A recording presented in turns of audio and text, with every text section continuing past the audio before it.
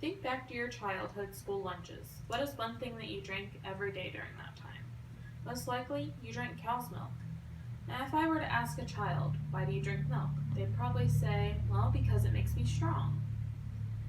This is one common belief that is instilled into our minds at a young age, that drinking milk will make you stronger because of its abundance in calcium. Well, today I am here to tell you that drinking cow's milk can actually be harmful to your health. I will be covering the disadvantages of drinking cow's milk, why it is not natural for humans to drink past infancy, and other alternative sources of calcium that can be added to your diet. I am a credible source because I've spent quite a bit of time researching the topic, and all of my information is from credible sources. So starting with the disadvantages of cow's milk. Cow's milk contains high quantities of vitamin A, saturated fats, galactose, and of course calcium. Now this might sound like a positive thing, but according to the Calcium and Milk article written by the Harvard School of Public Health, high amounts of vitamin A can result in weakened bones. Saturated fats can lead to high levels of cholesterol, which can be harmful to your coronary health. And galactose can result in ovarian cancers in women, while high amounts of calcium can result in prostate cancer for men. All these things I've listed off naturally are in milk already. Of course, it is common sense that too much of a good thing can be bad. But what about too much of a bad thing? In addition to potentially harmful molecules that are naturally in milk, producers add things such as bovine growth hormones, antibiotics, and melanin.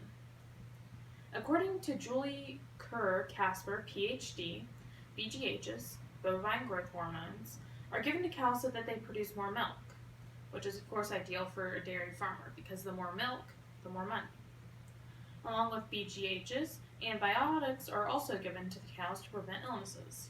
Now this may seem like not that big of a deal, but both of these additives can be transferred into milk into what we drink. These things given to cows are not meant for humans, and they are meant for cows, so when we consume them, they can be harmful. However, it does not end there.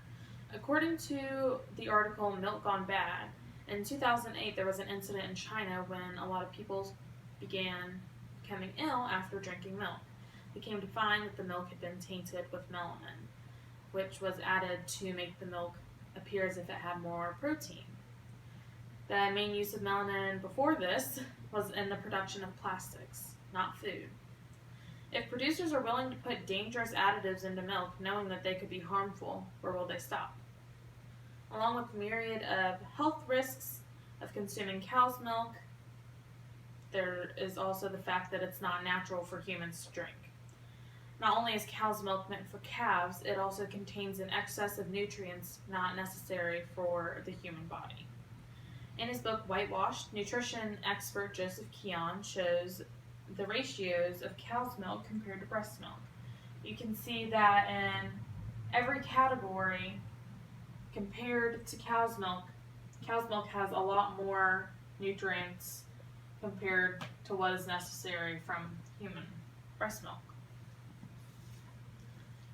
In this case, it shows that breast milk contains the proper amount of nutrients for a growing infant. It is known that during infancy, a baby needs milk in order to put on weight and grow, but after infancy, there's no need for milk, hence an infant being weaned and moving on to other foods. Lastly, here are a few alternative sources of calcium. Although it is true that in moderation it can be beneficial to consumers, the disadvantages outweigh the advantages. Therefore, consumers should try to replace milk with other calcium-rich alternatives. Some of these alternatives are kale, broccoli, beans, and salmon. Now you might be thinking, even though these are alternatives for calcium, I think that maybe by drinking milk, I'll absorb more calcium. Well, that's actually been proven false. According to Keon, author of Whitewashed, consumers only absorb about 32% of the calcium from cow's milk, and it has been found that they can actually absorb more through calcium through alternative sources and have less health risks.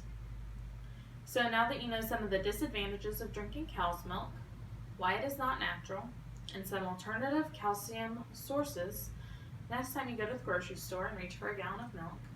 Hopefully you'll ask yourself, why milk?